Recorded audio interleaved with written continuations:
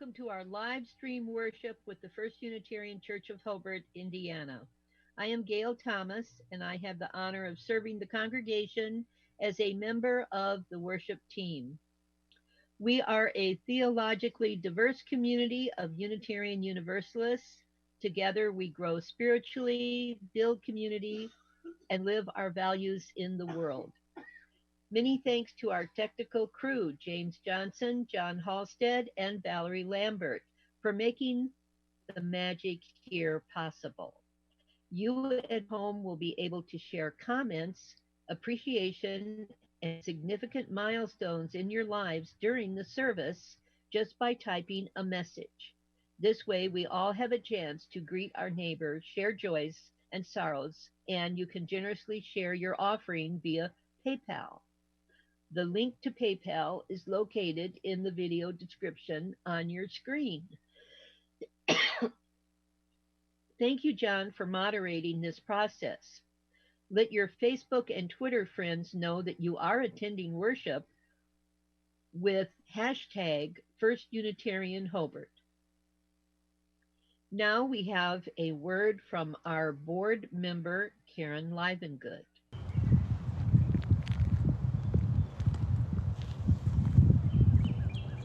Hi, it's Karen Livengood, speaking from the Steele Livengood Farm, a farm that's been in Lake County with the family of J. Steele since the 1850s. It's beautiful here today. It's sunny, it's cool, it's crisp, but it's wonderful to be here. We're hearing the birds, we're exploring the wildflowers, and my granddaughter Juniper just loves it here. And I think a lot of people love it here because it is pretty. My husband, when he died, entrusted me to take care of this beautiful place. And I'm trying to do that because I feel like it's a wonderful legacy for future generations, whether it's my granddaughter or others in this area. And the same way, I feel like the Unitarian Church is a wonderful church that should be preserved and maintained. It's been a great church for me ever since I came there 18 years ago with my late husband. And I found this church was just the perfect church for me. I loved its tenets. Oh, hi. Hi.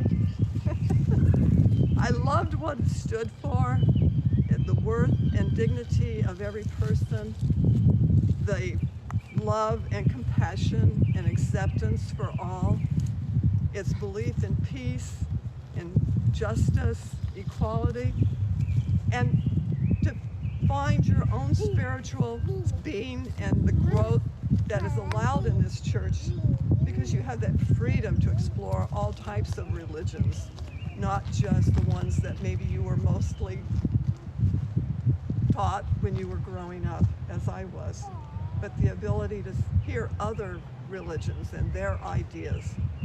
I find that just so important, not only for me, but for the people of this area. I think that the church is a valuable asset to the people in this community of Northwest Indiana. In fact, in Northwest Indiana, this area, there are no other Unitarian churches.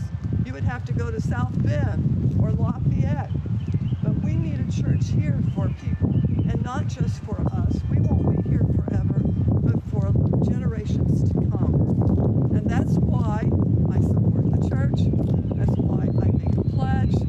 I think about it in my heart, what I can do, and what I feel is so important for this community. And that's what I am asking you to also do. Think about what the church not only means to you, but to everybody in this area.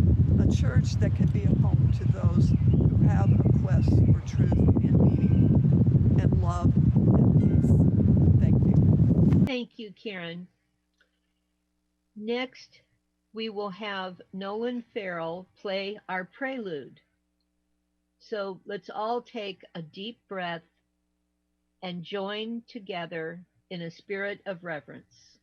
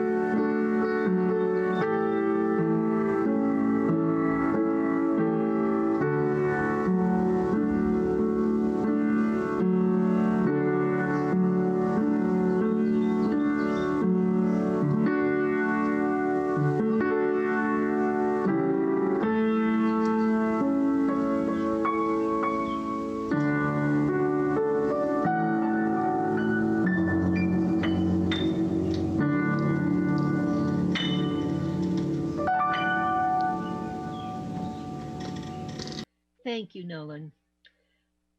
At this time, please join with me in lighting the chalice. Today's words are on the screen. We light this chalice on the shorelines of life, gathered as one, at thresholds unknown, surrendering to the mystery and blessing that surely awaits as we dispel fear and call forth love, light, and peace. Cross over the threshold together as one.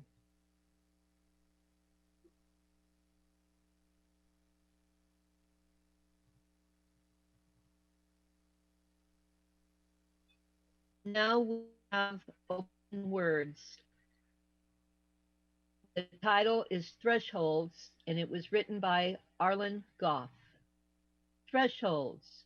We cross them every day from room to room, from outside to inside and back again, from here to there, from anywhere to everywhere, from age to age.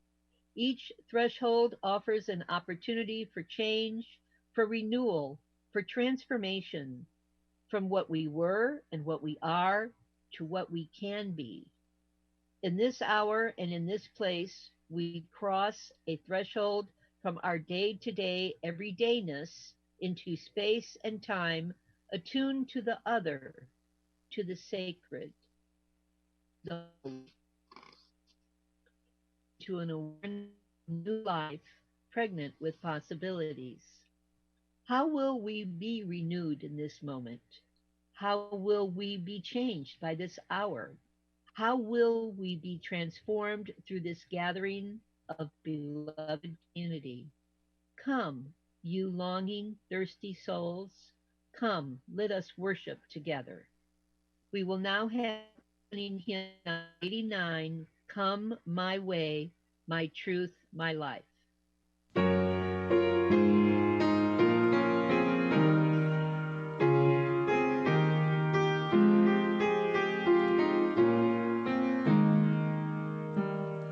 Come my way, my truth, my life, such a way as gives us breath, such a truth as ends all strife, such a life as healeth death. Come my light, my feast, my strength, such a light as shows a feast, such a feast as mends in length, such a strength as makes a guest.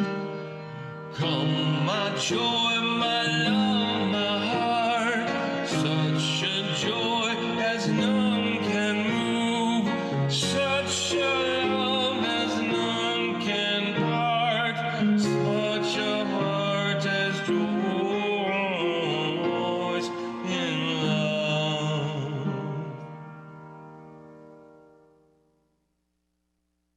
Love is the doctrine of this church. The quest for truth is its sacrament. Service is its prayer. And this is our covenant to dwell together in peace, to seek the truth in love, and to help one another. We will now sing the Doxology. We will now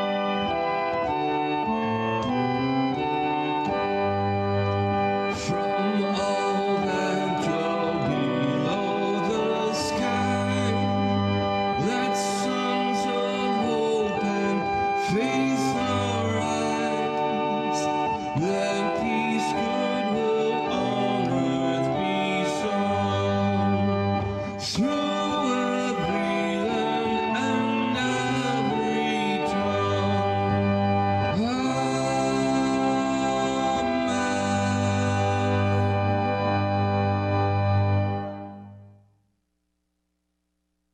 Hi, everyone. My name is Tony, if you don't remember me. I'm going to do the next reading. It comes to us from Reverend Sarah Lawal, and it's called The Humanity, Bravery, and Goodness calling us forth. Spirit of life and love, we are called together by love, a love deep enough to hold our joys and sorrows, our pains and losses, our doubts and fears, a love strong enough to steady us in the thresholds of life, awaiting our next blessing. May we find the courage to persevere in the storm, to see the holy and the broken, to stay present in life. When the pull of despair takes hold with all of its harsh realities, may we conjure up the fierce love to bring our hopeful vision into being. Discovering the humanity, bravery, goodness still calling us forth. May we breathe into that story and make it come alive. May we be vessels of comfort and compassion. May we be vessels of peace and justice. May we be vessels of hope and healing. May love prevail. In the name of all that is holy, we pray. Amen.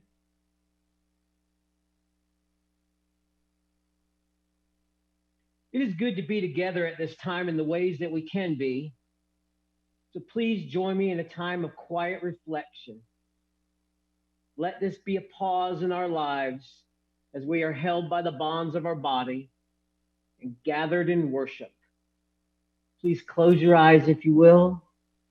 We go into just a short meditation.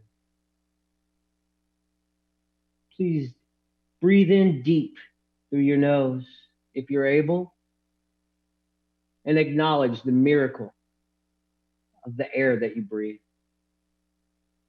And then release. Breathe in again through your nose and acknowledge the life that is the breath. And release.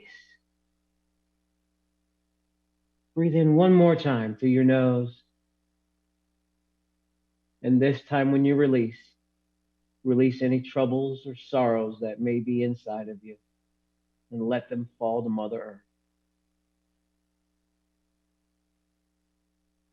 Namaste.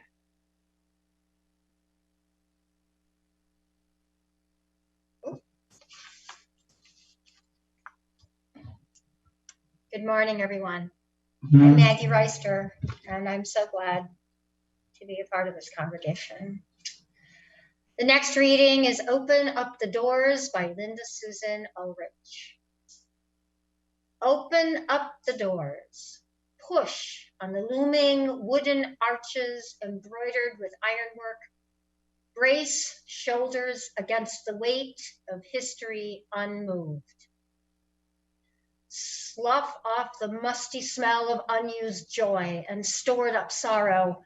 Knock rust off the hinges if you have to, and let your breath precede you inside. Open the doors more. Make room for a shaft of sunlight to cross the threshold. Give the dust inside of sunlight. Give the dust motes something to dance about. Peek through a single slice of possibility and name even the half-hidden truths you see. Open the doors wide and pour yourself through the gap. Strut or sneak or sidle as suits you best. Cleanse whatever scrapes catch your skin and bind up the wounds that keep you from entering whole. Open the doors as far as they will go. Draw on the strength of the stones beneath you. Ground yourself in a firm sense of who you are. Stand as a beacon welcoming the next seeker and shine far beyond the lintel and sill.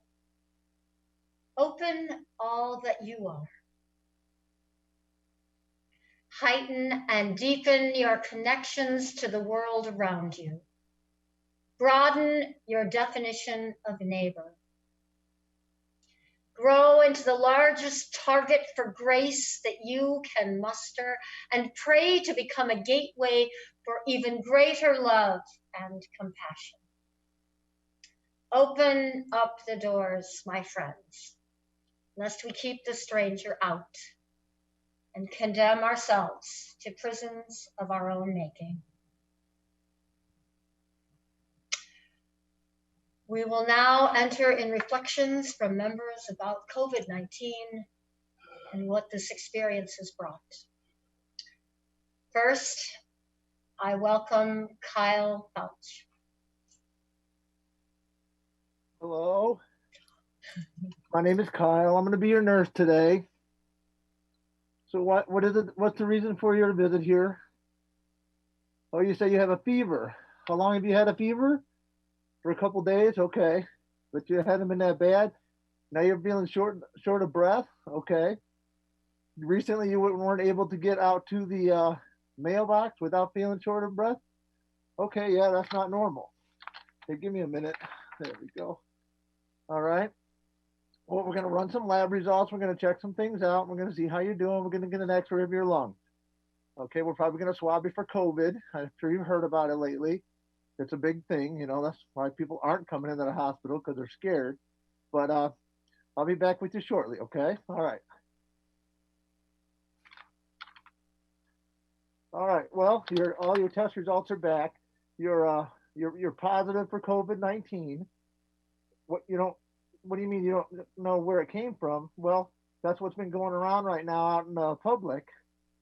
Oh, you thought because the economy was opening up and people were able to go grocery shopping and stuff, it doesn't exist anymore? No, it's not gone. No. Here, let me take this off for a quick second. Yeah, it is something that is very serious. You got really pale. Listen, it's not a death sentence. I know what the media making it seem like. Yes, you're doing really well right now. You're breathing fine. Your O2, your oxygen saturation is really good. So you're going to go up to our floor. We're going to admit you. You're in really good hands. I know that people take a turn for the worst. Yes, that's what they say. People can go from normal to intubated in a matter of, hours or minutes sometimes. So it's okay though. You're going to be in good hands. Where you said your daughter works? Where? Your daughter works in a nursing home. Oh, well, maybe she brought that home to you. I'm not sure. You might want to call your daughter, because she might need to tell her employer that she needs to be swabbed, because she hasn't been. Okay. Yeah, because that's important, because the nursing home gets it and it gets spread around. That could be bad for the nursing home as well. Okay. Well, we're going to take good care of you and try to stay as calm as you can, and we'll be here for you whenever you need me. Just push that call light. Okay. All right. Hey. Okay. So I was talking to the doctor. Okay. And your husband has been intubated, and you say he was okay yesterday?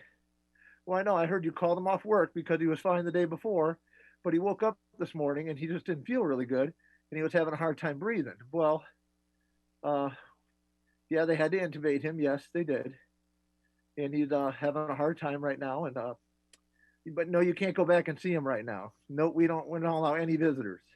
It's safer for you to be out here in the waiting room. Well, I can keep calling you if you'd like, or you could, you can call me whenever you have any questions. Okay.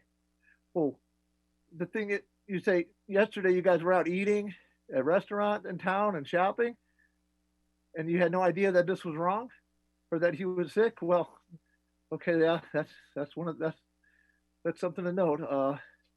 Well, you need to be yourself. You're going to need to go home and stay away. Stay for 14 days. You're going to have to, keep yourself at home, away from others. And we're going to watch you for symptoms as well. Okay. All right. I'll be back in a minute. So, Doc, what's going on with this patient? Oh, they sent her from the nursing home. Okay. And she's a DNR and a do not intubate DNI. Okay, so they sent her here because, oh, basically they're just kind of sending her here so she can die in the hospital instead of at the nursing home. So we're not going to do anything for her right now. We're just going to watch her. Okay. We're getting kind of full though on our beds. Do we want to give her some morphine to slow her breathing down a little bit to make her a little more comfortable? No, not at this time.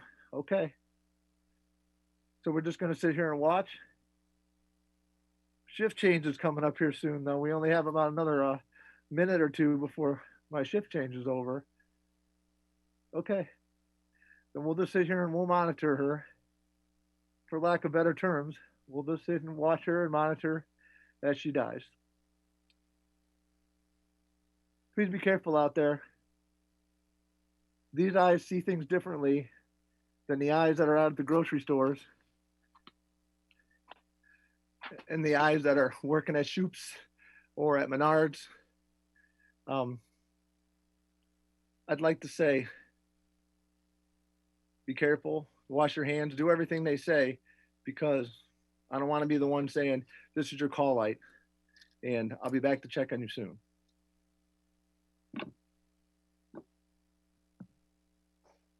Good morning. I'm Stephanie Dowell. I just finished my second week as a social worker at Hines VA. It's a strange time to begin a new job, but I feel very fortunate considering the high number of people unemployed or furloughed right now. I work with veterans who are literally homeless or at risk of becoming homeless. Our veterans, like the non-veteran population, homeless population, no longer have the usual places to just be, like libraries or fast food restaurants, places to hang out safely for part of the day, a place to wash your hands when you need to or use a bathroom. Think about that. Have any of you ventured out on a drive like Carl and I have a few times? We drive for an hour or two, stop for a picnic in a nice setting, and drive back home, just for a change of scenery since we can't really do much these days. But we have to strategize for bathroom breaks. Parks or lakefront bathrooms are locked. McDonald's is only drive-through, so no bathroom option there. Luckily, gas station bathrooms are still open, and you hope to find one that meets your standard of COVID clean. But now imagine you are homeless, living in your car maybe, or on the street. Staying clean and healthy is a priority, but it is really hard to do with no place to be. Even shelters are closed because they rely on elderly volunteers who are in the high risk category for COVID themselves. And most congregant shelters are also now closed because that's not safe. But a positive byproduct of this pandemic is how COVID has loosened the grip of financial assistance. The community agencies we partner with have nearly free rein with new funding. Several examples from this past week. A 39-year-old veteran from Las Vegas, Nevada, came to Chicago for a job that didn't work out. So he was stuck here with no place to stay, no money, no food, and sleeping in his car. Working with a partner agency, we were able to get a hotel room for him the same day. And because there are more job opportunities in Chicago than in Nevada, the agency will help him locate and pay for an apartment. Another veteran is also in a hotel paid by the same agency where he is waiting for confirmation of a job in North Carolina. Once the job is confirmed, the agency can pay for his plane ticket. I brought bags of food from our pantry to both of these veterans this week, and it was gratifying to see the relief behind their smiles. Some of our veterans have been doubled up for years. Doubled up is like, you're staying on the couch at someone's house or on a floor somewhere, but you have a roof over your head, so you're not considered literally homeless. There's a veteran who has stayed with his cousin's family since 1995. It's a very long time to be doubled up. But he was kicked out this month because the family was concerned about COVID and social distancing and worried that the veteran put them more at risk. The effects of this pandemic are real and put many of my clients in high-risk situations. But it also has opened the floodgates to financial help, which begs the question, if the money can be found now, why can't it be found in normal times when there isn't a pandemic? Thank you. And now we'll hear from Angel. Good morning, everybody. My name is Safisa Davis. Most of you know me as Angel, and I'm gonna talk a little bit about transition. Um, I've always been considered strange or out of the ordinary, and over the course of my life, this has been proven time and again. And being the product of two high school star athletes, I've only thrown shots for a school record in eighth grade, but then I refused to play basketball. The year I turned 13 was the most horrible year of my life, transitioning me from a still childlike, very happy preteen into a moody, sad, rebellious, and angry teen. I lost my friends when I moved. I lost my birthday because I was on punishment. I lost my innocence. And later, I lost my beloved grandfather. And with the stigma of don't ask, don't tell in Black families and communities, I chose to hold on to my pain and my hurt and my anger and move forward with my life. I took two homeschool courses my senior year, and because of a English teacher, I passed my homeschool courses with A's, but I still had to get my GED, and I did it, 5 points away from honors. My transition from a sheltered yet rebellious teen to a college student was hard, very freeing, but necessary. And I got my associates of applied science and radio broadcasting. By 21, I graduated from college, married my college sweetheart, and within that year, divorced. By 23, I was 2 years into a very toxic and abusive relationship and pregnant, only for a week later to be waking up in a hospital, childless, bruised, and very broken. Then I got a second chance to heal and transition into what I knew I was supposed to be, a mother. I left. I had to ensure the health and safety and survival of myself and my child and let our journey begin.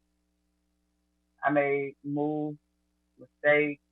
I tried as hard as I could to love, protect, respect, encourage, and raise my daughter with the best morals and values and that I've held close to make me who I am. And I hope that I'm molding her into a good human. Fast forward to 2020. Divorced for a second time, lost my job 2 weeks before my birthday, pretty close to being homeless. But I have a church family that loves and supports me and prays for me. A week after, I got a job offer, started looking for a new place, and I just got to witness my beautiful, artistic, intelligent, and hardworking, very funny daughter graduate from the eighth grade. And this was done in a parking lot parade ceremony. And she had to wear a cloth mask. No cap, no gown, no walk across the stage, not a normal graduation. But life is filled with the need to adapt and adjust. And with the introduction of COVID-19 into everyday life, this is just another transition I've had to grow into, as many of us have. So I am cautious and mindful. I have also been transformed.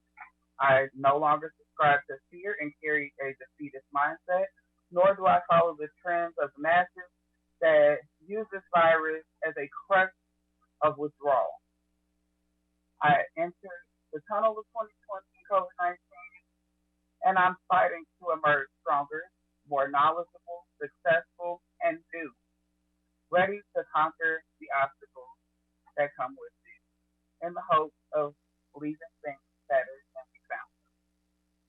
I will continue to teach, lead, and guide my daughter to become a wonderful human, and will give and take love, peace, and blessings everywhere I go, and encourage you to do the same. I am bolder, I am stronger, I am wiser, and I am growing. Blessed be, Selah, Amen, peace, and thank you. And now, here's Carl Wolf. Thanks, Angel. This is my reality. Others have suffered in ways much more profound. The most stunning being a classmate of Lilia who lost both her mother and grandfather. Nonetheless, this is what I know. Things I have lost since March. Being able to go to coffee shops to read or work with the anonymity that comes with that. Being with friends and family with no preconditions. A certain level of feeling unaffected. Despite my involvement in questions of justice and interest in the world, there was always the ability to remove myself when needed. Not now. Hugging, I can't hug anymore. Being with friends at church, the most important thing about First U for me is being with people, making friends, being together. Going to meetings for work or church or social justice activity. I hope to never, ever, ever get on another Zoom call if and when this is over. I like being in a room with people. Things I have gained. Sleeping a lot. Sleep is good, important. I'm watching a lot of movies. My most recent watch was Gates of Heaven, which is a documentary about people who run and those who utilize pet cemeteries. It's filmed in the late 70s, and it's an eerie but lighthearted look into the world of those people and their frame of mind. I've been working a lot, which is something I enjoy. On Friday nights, I work at a homeless shelter. It is my absolute pleasure to be there in service. If anybody needs a little TLC, it's those who are stuck in this shelter. If they leave, they are not allowed to come back. So I do everything I can to meet their immediate needs. The food pantry at work is as busy as I've ever seen it in my 15 years at Respond Now. On Friday night, the cops were called to this shelter where I was working, the neighbor complaining that people were walking around the parking lot staring at her house. The cop was extremely upset and angry and was yelling at me. And he threatened to check everybody at the shelter to see if they had warrants, because he was certain that there were people in our shelter who had warrants out. And I just looked at him with, I have to admit, a certain amount of hatred, him threatening to arrest these people who we have called in for safekeeping. I have gained an even clearer understanding of who are the essential workers in our society. It's no surprise that the essential workers are those who process our food, work in our hospital rooms, ensure that we can buy the things that we need. I've always wondered what it would be like if our world had less non-essential work and we put all of our resources into supporting mainly those things that are essential. The theme today is thresholds. As was written in Soul Matters from the UUA, when encountering thresholds, we often talk as if our work is that of successfully passing through the threshold. We speak of making healthy transitions. We seek out advice and support as we decide which threshold to lean into and which to resist. The goal, it would seem, is figuring out how to travel forward in the right way. But what if the true invitation of a threshold is not to successfully move from here to there, but instead to just sit and pause? What if we saw thresholds as resting places rather than as those moving walkways that transport us through airports?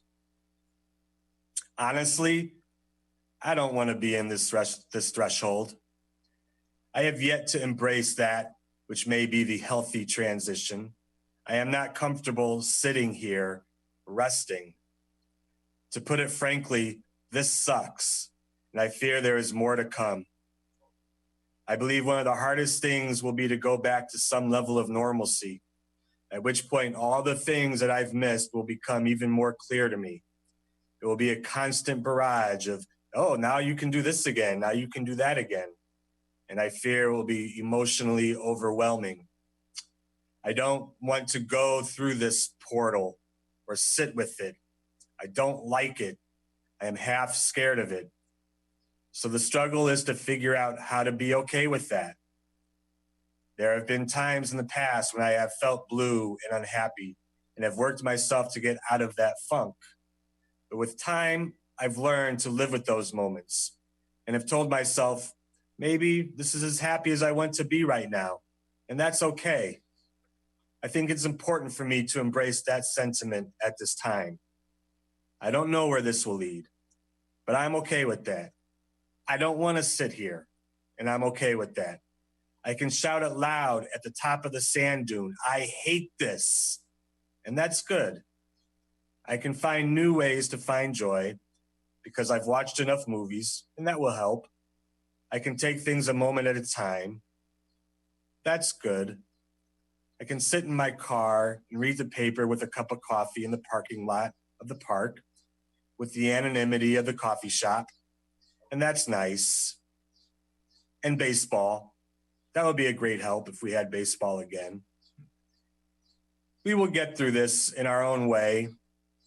Embrace your way, own it, be comfortable with it. Whatever you find will be okay because it's yours, and we will move forward together as community. Thank you. And now we will have Corinne Farrell. Good morning, everyone. Before this pandemic started, I constantly felt overwhelmed and busy. Between school, sports, working, and spending time with my friends and family, I felt as if I had no time to myself. Although it wasn't that big of a deal to me at the time because my time is being consumed by things I love to do, I didn't realize how much being so busy affected me mentally. When school and basketball were canceled, I had so much time on my hands that I didn't know what to do with it.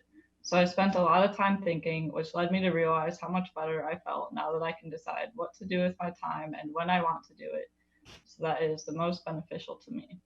For example, when I was still going to school, I would often have basketball workouts before school and then only have a few minutes to get ready to go to my first class of the day.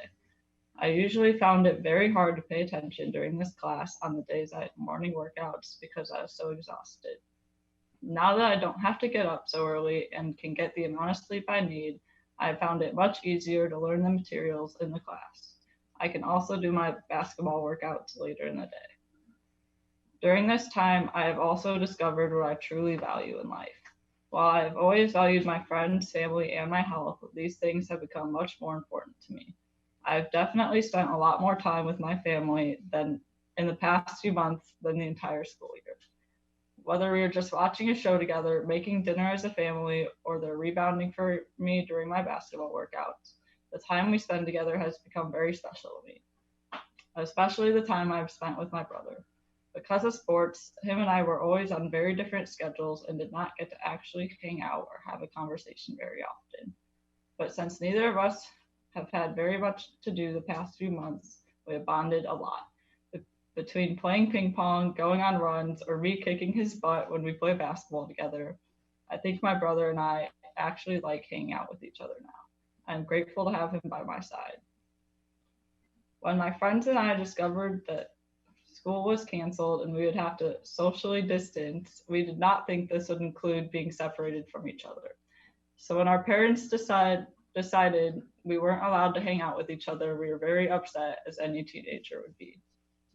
So we got very creative and found new ways to still see each other, either in person, 6 feet apart, or online. One night we decided to have a virtual Zoom sleepover. Even though none of us had any idea how Zoom worked, we figured out how to play Just Dance together on the call. This definitely wasn't the same as the time we spent together in person, but it was something we will remember for a long time. We also wrote each other letters and mailed them since we got a little bored with our phones. The memories we made together virtually during this time will always stick with me, as I am so thankful for them during this time, as they are the best friends I could ask for, even though we don't always get along the greatest. The lessons I have learned during this special time will stick with me for the rest of my life. As everything begins to reopen and sports and school start up again, I will be sure that these things don't get in the way of me spending time with my family. I will also make sure to enjoy every moment I spend with my friends and family, as these privileges could be taken away from me at any moment. Thank you. Thank you, Kyle, Stephanie, Angel, Carl, and Corinne, for your reflections this morning. They're moving, they're inspiring, they're really affirming of what we're all going through. Thank you. While the music plays during our offering time, you are invited to make a monetary contribution. The offering link is posted in the chat box. You can make an offering anytime after the service as well. Now we will play an offertory music video by Grace, Julie Flanders, and Emil Adler. Now in this moment, it's time to start over. Open your heart, you know there's nothing to forgive. Starting now in this moment, it's time to start over. Open your heart, you know there's nothing to forgive. Starting now in this moment, it's time to start over. Starting now, open your heart and know there's time to start over. Starting now, open your heart. Start, there's nothing to forgive. Starting now in this moment, it's time to start over. Starting now, open your heart and know it's time to start over. Starting now, starting now, starting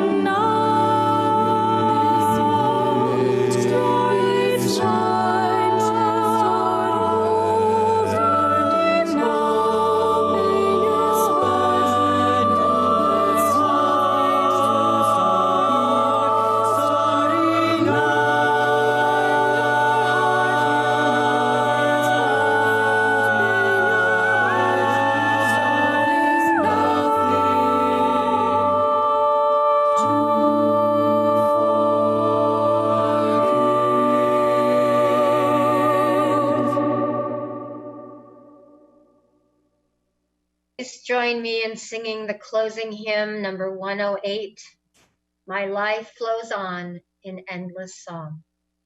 The words are on your screen.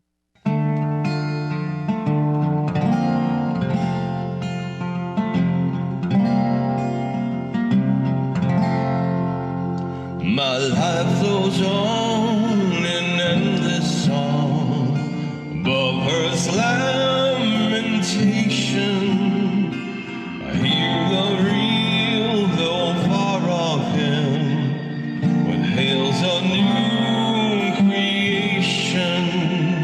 Through all the tumult and the strife, I hear the music ringing.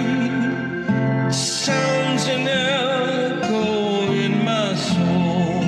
How can I keep from singing when though the tempest round me roars, I know the truth it liveth, what through the dark round me flows, songs in the night it giveth. No storm can shake my inmost calm.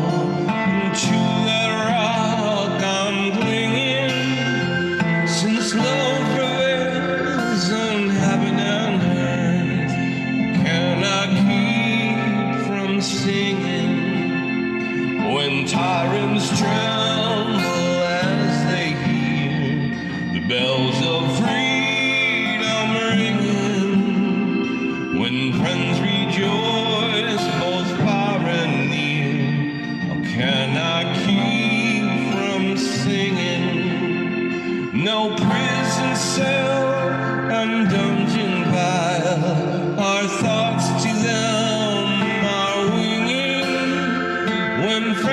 by shame are undefiled, how can I keep from singing?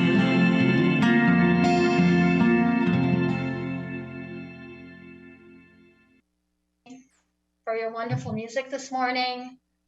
And now it's time for closing words by Martin Luther King. We stand in life at midnight. We are always at the threshold. And now, our postlude by Holly Neer. We posted the words on the screen, and Jeremy Jacobson will sing. I am willing.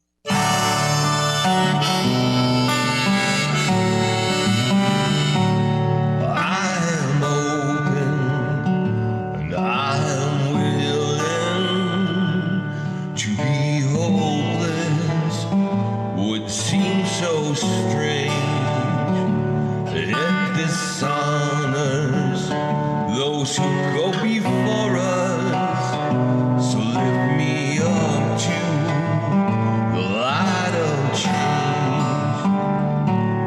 There is urging in my family.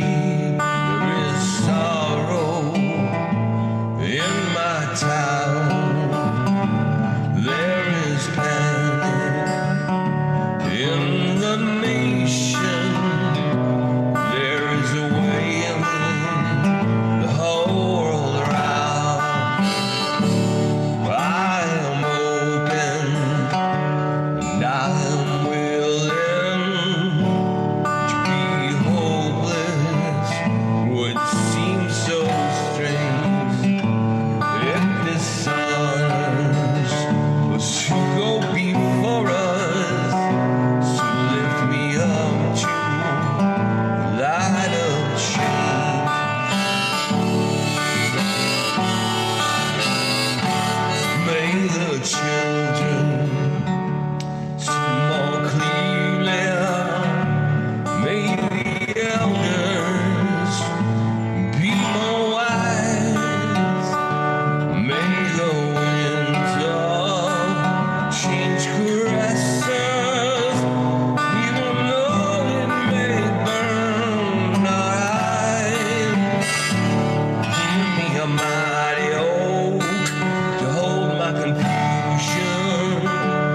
Give me a desert to hold my peace. Give me a sunset to hold my wonder. Give me an ocean to hold my deeds. I am open, I am willing to be hopeless.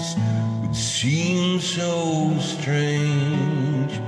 It dishonors who go before us. So lift me up to the light of change.